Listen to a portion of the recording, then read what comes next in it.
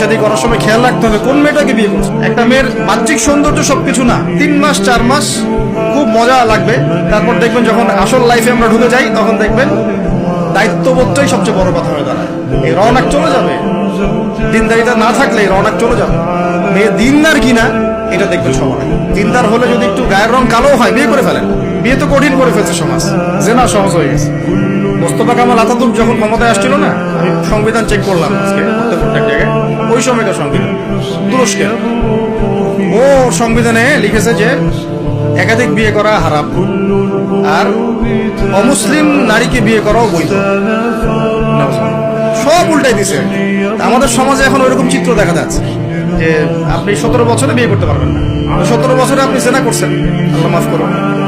বাংলাদেশে 17 বছর বয়সে জেনা করা ছেলে মেয়ের অভাব আছে। আদমশুমারির মতো এই কুমারিত্ব টেস্ট যদি করা হয় ছেলে মেয়েদের, তারপর